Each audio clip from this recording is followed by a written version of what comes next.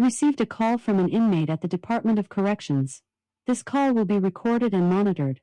If you wish to block any future calls of this nature, dial 7 now. To accept this call, press 5 now. To decline this call, hang up. Well, hello, Parker. How's it going over there? Yeah, it's same old out here. Got the big old fight to fight, but we're making some progress. Ah, good, yeah. But like to hear when things are going our way inside those prisons. And the last thing we need is for them to be expanding and building new prisons and hiring a bunch of people to lock up more folks and transferring people from other agencies in there. Okay, good. Yeah, and I'm definitely keeping an eye on Mission Creek because that they don't need that prison out there.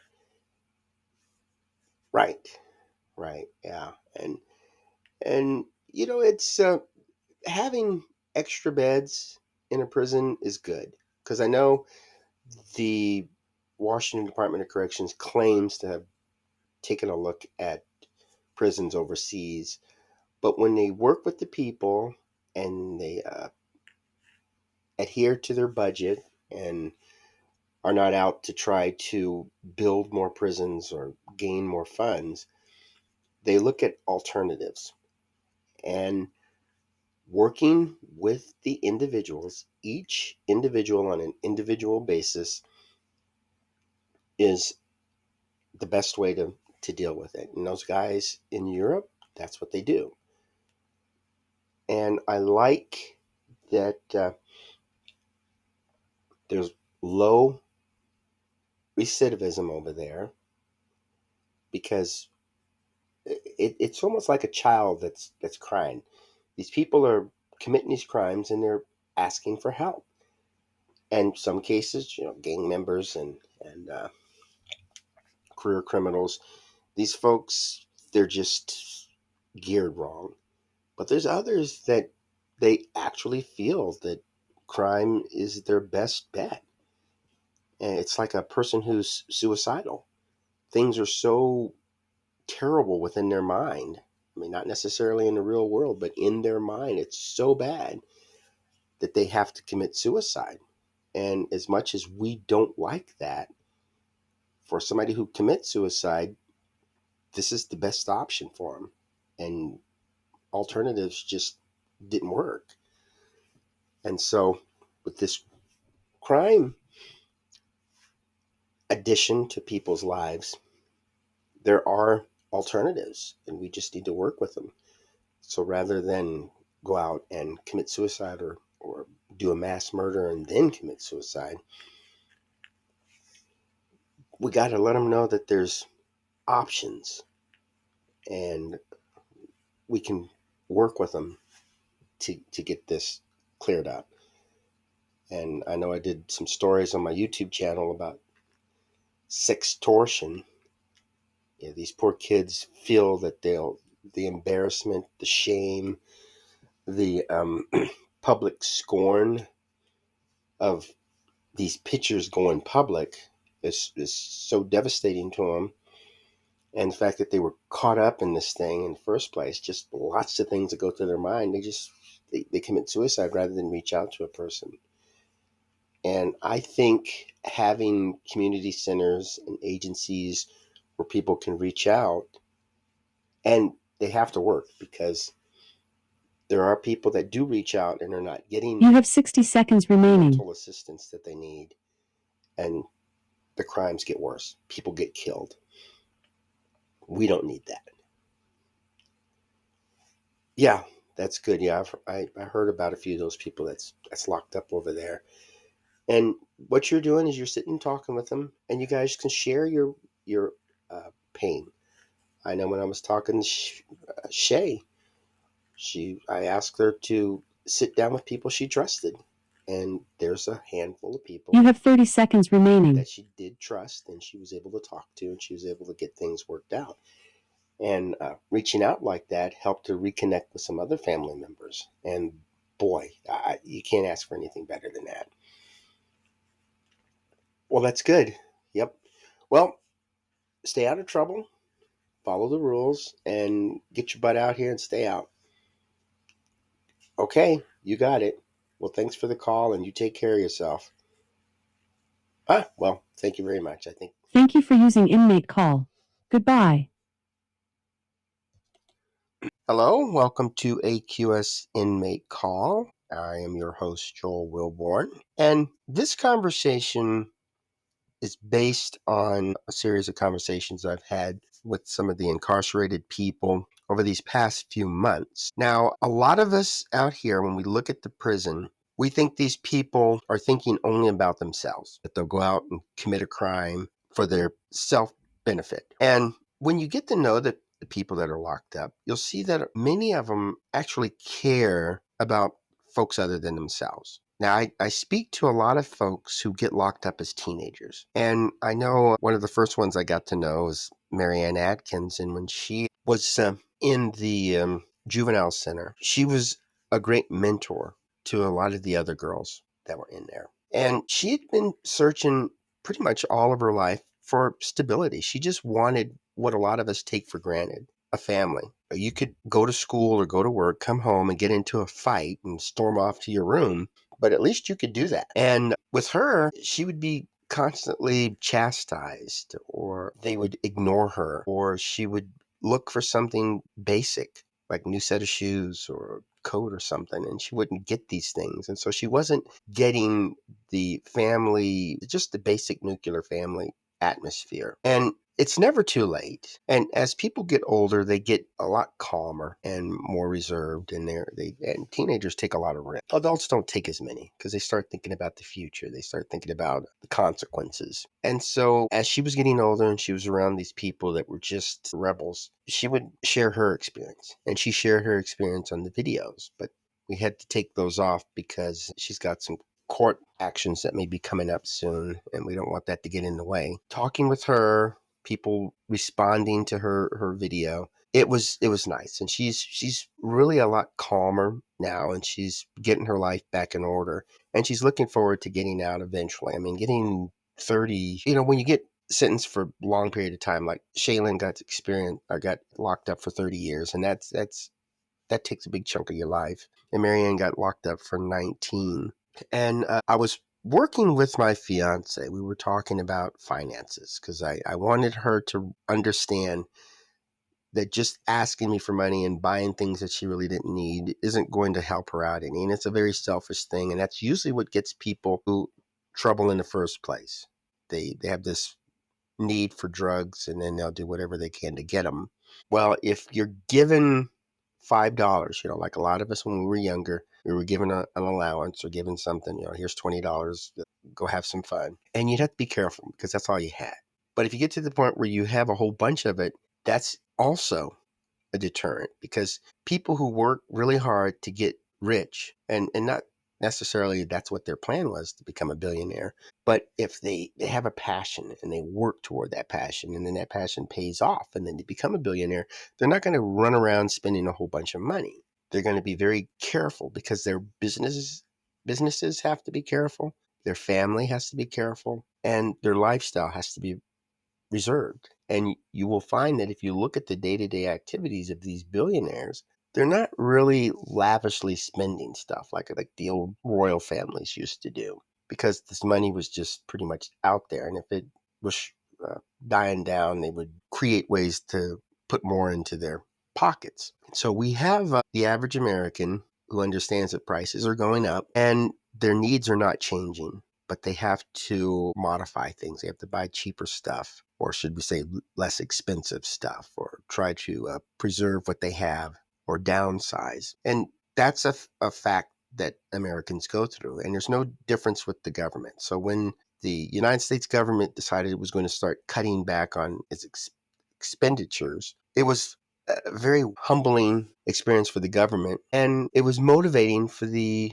American citizens, because we've always known the United States government just to waste money, and we're spending all these taxes and it's hurting us, and the government is just going out and buying things and creating research that is not necessary. And I think a big thing was there were people that were receiving government checks that were dead. So digging into this is very helpful for the United States government. And state governments need to do the same thing. Now, one of my exes, she got in trouble again, and it doesn't really surprise me. And instead of locking her up, she got home monitoring. So she got the electric home monitoring system where she was making payments, regular payments, to stay on the ankle monitor. And locking her up, putting her on the ankle monitor, it's really no different. Unless she gets the medical care that she needs because she's an addict, she's just going to keep doing that. So it doesn't matter where you stick her. You could put her on the beach in Hawaii. She would still go out for these drugs. She would still commit these crimes to get the drugs. And she's still a little conniver. She likes to use people for her benefit, and her family pretty much does that. And when I was working with her, she busted away because the drugs were just too much of a need for her. But if the people she associated herself with, she even thought about moving to another city. If she could get to a different group of people, she felt that she could do better. But for now, she's just got to live with being locked up. But she is on the ankle monitor. And so there's a lot that's behind this story. And somebody who is trained to work with folks in her situation can help her get over this addiction. So unless and until that happens, we've got this revolving door that's going to be going on with her. And I like the fact that she's at the home monitoring because she pays for this service. So she has to be responsible. And she even told me at one time she wasn't able to make the payment and she might have to go back to jail. It was just a little scam of hers, but that's what we want the people who are on home monitoring to think. A single mother who gets to stay home with her children and has to work to pay the rent, pay the expenses for the family, and pay for this ankle monitor will pick up a little bit of responsibility.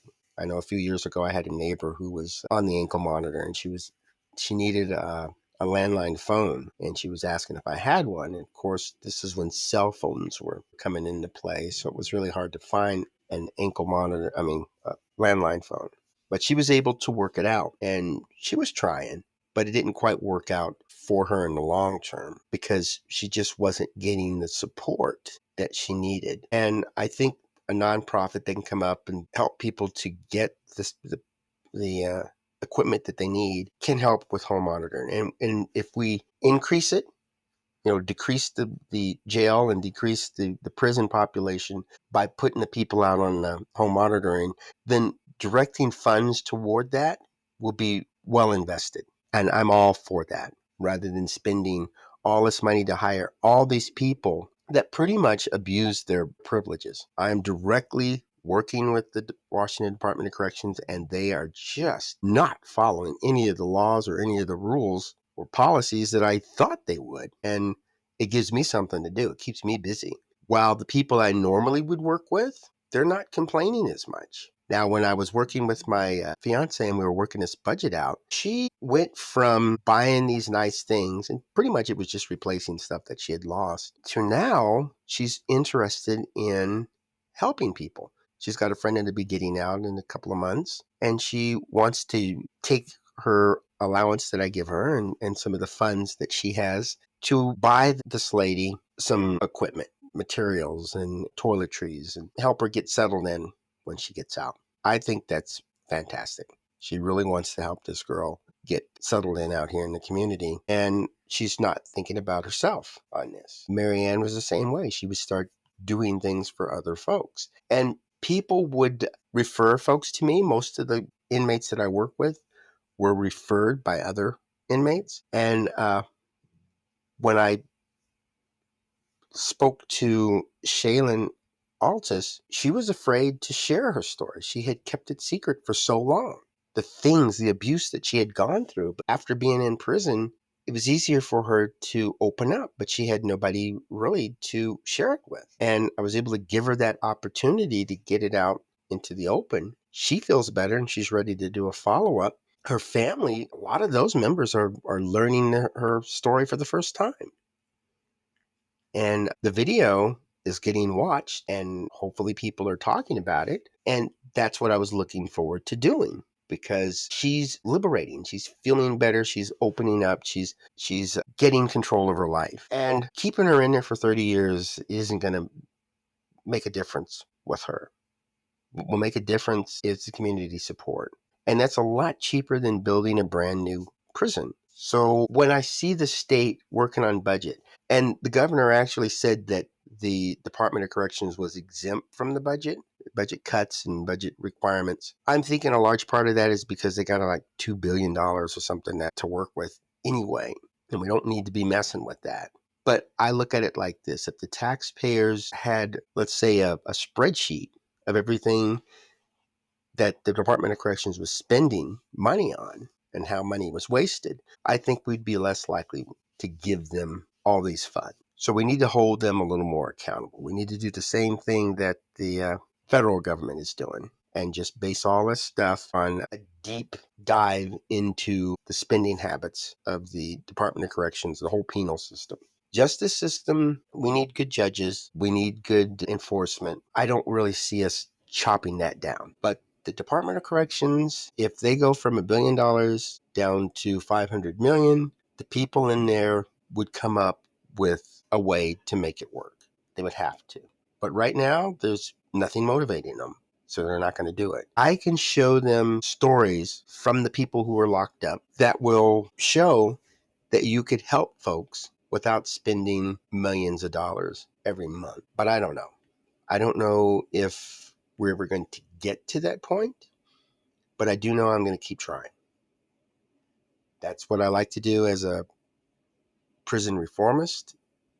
And that's why I like to share the stories on my YouTube channel and social media as the prison advocate. The more we know, the less likely we are to just throw money at them. And so we can get this budget under control and we can get recidivism down and we can make safer communities by simply sitting down, maybe with a committee, and determining how we're going to use what little resources that we have.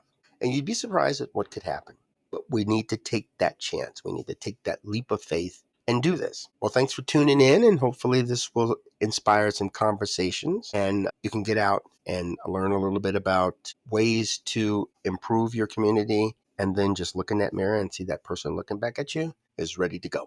Well, have yourself a wonderful day and make fantastic memories for tomorrow.